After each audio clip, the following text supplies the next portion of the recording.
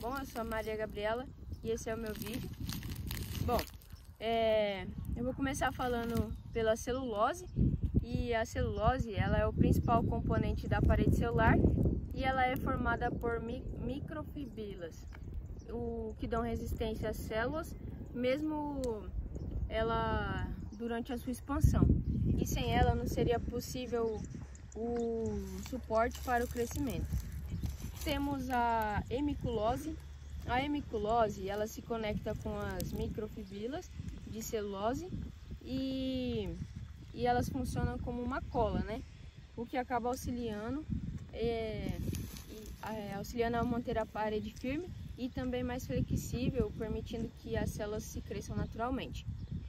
Temos também a lignina, e a lignina ela está presente na parede secundária e ela é responsável pela rigidez e também pela impermeabilidade. Ela é considerada essencial para formar os vasos, né, condutores, por exemplo, o xilema, e também para o crescimento em espessura. Temos a suberina. A suberina ela está presente na epiderme e ela realiza o bloqueio da perda de água. Ela também substitui a epiderme nas plantas mais velhas, o que acaba permitindo que o caule ele cresça de uma forma protegida. Temos o xilema. O xilema ele é secundário, né? E ele é formado por células com paredes lignificadas e também espessas. E ele também conduz a água e dá uma sustentação ao caule, né? Que acaba sendo essencial para o crescimento secundário. Temos o floema.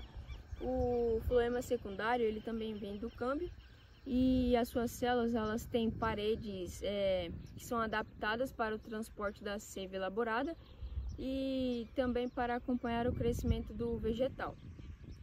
Temos as fibras esclerencmáticas e elas têm paredes secundárias que são espessas e lignificadas, né? E elas costumam reformar de uma forma mecânica, né, o caule, e elas são comuns em caules lenhosos, né? Temos as células do câmbio vascular. E as células do câmbio vascular elas têm paredes primárias e finas. E isso acaba sendo importante porque elas precisam se dividir continuamente para que sejam formados os novos tecidos, né?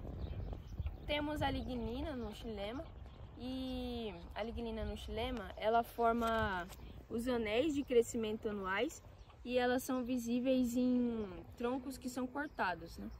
E isso pode ocorrer por conta da estrutura da sua parede celular. Temos os raios medulares, e os raios medulares eles são células com parede especializadas, podemos dizer, né? E elas acabam permitindo o transporte lateral de água e também de nutrientes no caule, né? E isso acontece mesmo que as plantas estejam grandes. Temos o parênquima. O parênquima vascular ele tem parede primária fina e ele atua como reserva, né? E dá um certo suporte à regeneração de tecidos secundários. Temos os esclerênquimas. O esclerênquima ele tem parede lignificadas, né? E ele acaba oferecendo uma proteção e uma rigidez também para que seja formado a parte da estrutura que mantém o caule de pé. Temos também o colênquima. E o colênquima ele é um tecido que dá sustentação com a parede celular espessada, né, em apenas algumas regiões. E ele também dá um suporte flexível enquanto a planta está em crescimento. Temos a epiderme, né?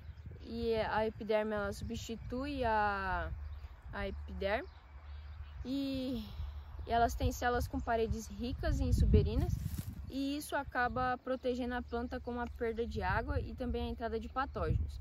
E por fim temos as plantas lenhosas, e as plantas lenhosas elas crescem em diâmetro, né, graças ao acúmulo da parede celular secundária nos tecidos como o xilema, o floema e também a periderme, o que é diferente das herbáceas. Obrigada!